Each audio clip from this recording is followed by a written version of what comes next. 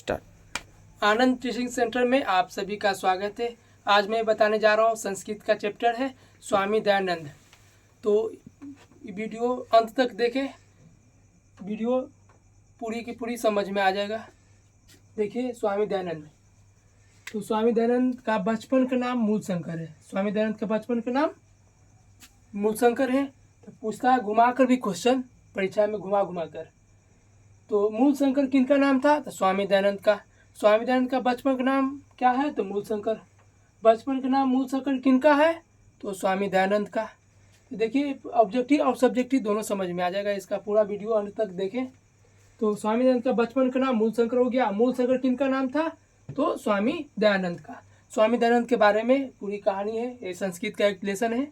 देखिए स्वामी दयानंद एक समाज सुधारक थे। तो ये समाज सुधारक कौन थे? तो स्वामी दयानंद। स्वामी दयानंद क्या थे? तो एक समाज सुधारक थे। ऐसे भी क्वेश्चन आता है। तो फिर से रिपीट करते हैं। देखिए स्वामी दयानंद का बचपन का नाम मूलशंकर। मूलशंकर किनका नाम था? स्वामी दयानंद का। समाज सुधारक कौन थे? तो स्वामी दयानंद। स्वामी दयानंद क्या थे? तो एक समाज सुधारक थे। स्वामी दयानंद का जन्म कब हुआ है? 1824 ईस्वी में। स्वामी दयानंद का जन्म कब हुआ है? तो 1824 ईस्वी में हुआ है जन्म। और स्वामी दयानंद का निधन कब हुआ था? 1883 ईस्वी में। स्वामी दयानंद का निधन 1883 में और जन्म हुआ है 1824 में जन्म हुआ है। आर्य समाज की स्थापना किसने किए थे? तो स्वामी दयानंद। आर्य समाज की स्थापना किसने किए हैं? स्वामी दयानंद। स्वामी दयानंद ने किसकी स्थापना किया है? तो आर्य समाज की स्थापना। आर्य समाज की स्थापना कब हुआ है? तो 1824 ईस्वी में, 1875 ईस्वी में। स्वामी दयानंद ने आर्य समाज की स्थापना कब किए हैं? तो 1875 ईस्वी में। और जन्म हुआ 1824 में और निधन हुआ 1883 में। आर्य समाज की स्थापना 1875 में हुआ है। आर्य समाज की स्थापना किनके द्वारा की गई है? स्वामी दयानंद के द्वारा। स्वामी दयानंद के द्वारा किसकी स्थापना की गई है? आर्य समाज की स्थापना। आर्य समाज की स्थापना कब हुआ है? तो 1875 ईस्वी में। स्वामी दयानंद का जन्म कहाँ हुआ था? तो गुजरात में।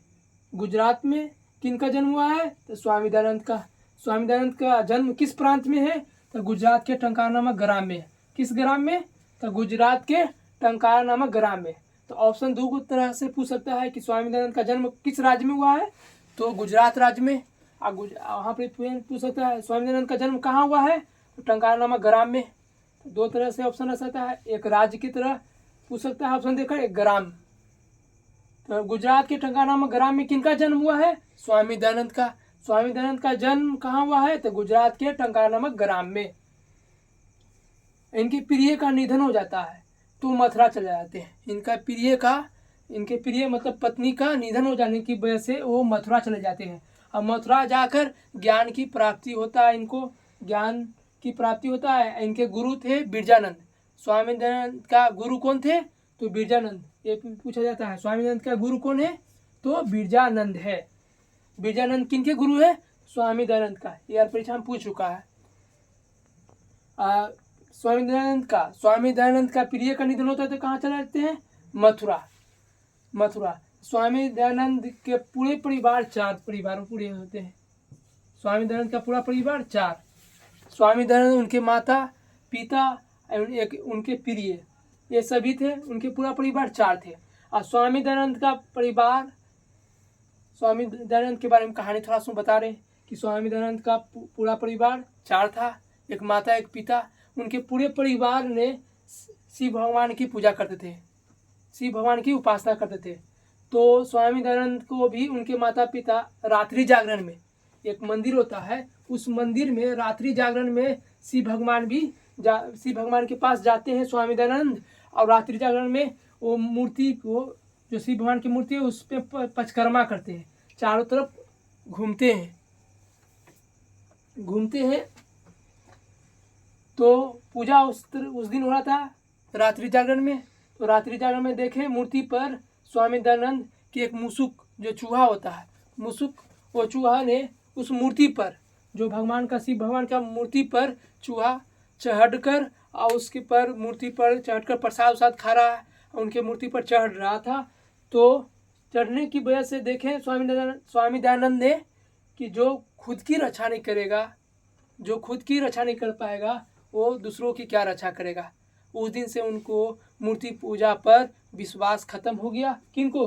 स्वामी दयानंद को मूर्ति पूजा पर विश्वास खत्म हो गया।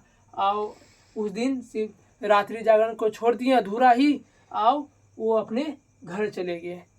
तो शिव भगवान की पूजा कर रहे थे, उस दिन से उनको मूर्ति पूजा पर विश्वास खत्म हो जाता है। तो मूर्ति पूजा के विरोध भी करने लगे कि मूर्ति पूजा करना समय की बर्बादी है। जो पत्थर की मूर्ति है जो अपनी रक्षा नहीं कर पाएगा दूसरों की क्या रक्षा करेगा। ये सबको बताने लगे कि मूर्ति पूजा करना समय की बर्बादी है। तो मूर्ति पूजा के विरोध करने लगे। तो मूर्ति पूजा के विरोधी कौन थे? स्वामी दयानंद। रात्रि जागरण में स्वामी दयानंद शिव भगवान के मंदिर से कहाँ चले गए थे? अपने घर। बोलेगा स्कूल गए थे, ये भी कोई परीक्षा में आ चुका है कि वो घर गए थे कि स्कूल गए थे कि सिनेमा हॉल गए थे, ऑप्शन रहेगा तो क्या? हाँ, वो अपने घर गए थे। उसके बाद कुछ दिन के बाद उनके प्रिय का निधन होता है। कुछ साल वर्षों के बाद प्रिय का निधन हो जाने की वजह से वो मथुरा चले जाते हैं। मथुरा में इनके अपने गुरु से मुलाकात होता है, बिरजानंद। उनके शरण में रहकर वो ज्ञान की प्राप्ति होता है उनको। उसके बाद फिर अपने गांव लौटते हैं। तो ये समाज सुधारक के लिए जो समाज में गलत प्रथा था, दूषित प्रथा था, उस दूषित प्रथा को समाप्त किए स्वामी दयानंद। जैसे समाज में होता था छुआछूत को खत्म किए। समाज में छुआछूत हो रहा था, वो छुआछूत पर आवाज़ उठाए, वो उसको विरोध किए और ख़त्म करने का प्रयास किए। और बाल विवाह मतलब कम उम्र में भी शादी करवा दी जाती थी गांव समाज में। तो कम उम्र में शादी ब्याह होता था, उस पर भी आवाज़ उठाए कि ये गलत प्रथा है, गलत नियम है। ये नियम कानून जो भी समाज के लोग बनाए हुए हैं एक गलत है। इसको गलत प्रथा को समाप्त कीजिए, ख़त्म कीजिए। कम उम्र में शादी न होना चाहिए। 5-6 वर्ष की उम्र में ही हो जाता था पहले विवाह। तो इसका आवाज़ उठाए, इसका विरोध किए। जो समाज में दूषित प्रथा था, दूषित मतलब क्या? गलत प्रथा था, उसको उस प्रथा को खत्म करने का प्रयास किए, आवाज़ उठाए। कौन? स्वामी दयानंद। तो 2 नंबर में पूछा जाता है, इस बार भी 2024 के एग्जाम में भी पूछ चुका है कि स्वामी दयानंद ने समाज सुधारक के लिए कौन कौन से कार्य किए। स्वामी दयानंद ने समाज सुधारक के लिए निम्नलिखित सा कार्य किए। पॉइंट में बनाकर 1 2 3 4 5 6 7 जो भी हो पॉइंट बना कर लिख सकते हैं। तो सती प्रथा को खत्म किए। सती प्रथा जो जानते होंगे, नहीं जानते तो बताते हैं सती प्रथा क्या होता है। तो सती प्रथा को खत्म किए। सती प्रथा जिसकी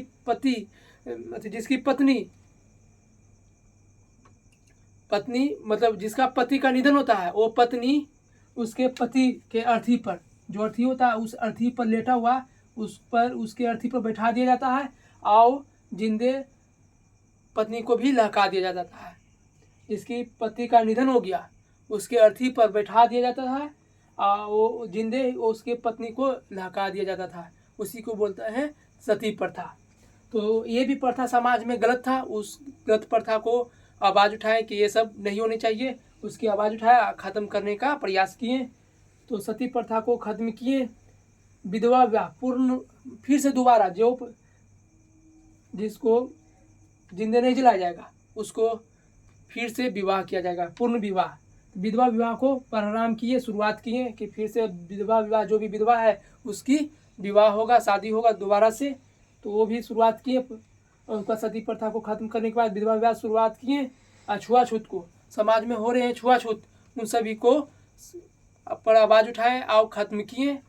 उसका देखिए 4 नंबर में बाल विवाह पर रोक लगाए। कम उम्र में भी शादी हो जाता था, उस पर रोक लगाए कि कम उम्र में शादी नहीं होनी चाहिए, ये गलत प्रथा है। इस कुरीत प्रथा को समाप्त कीजिए, खत्म कीजिए। स्त्री शिक्षा पर बल दिए। मतलब महिलाएं लोग घर से बाहर नहीं निकलता था पहले। घर से बाहर नहीं निकलता था, न पढ़ेगी लिखेगी नहीं, समझदारी नहीं होगा।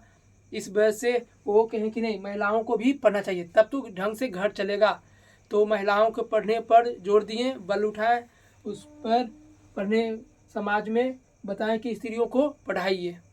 तो इन सभी जो गलत प्रथा था, जो स्त्रियों को भी पढ़ने नहीं दिया जाता था, वो अब पढ़ने का आवाज़ उठाए और सभी लोग दूषित प्रथा को मतलब खत्म करने का प्रयास किए।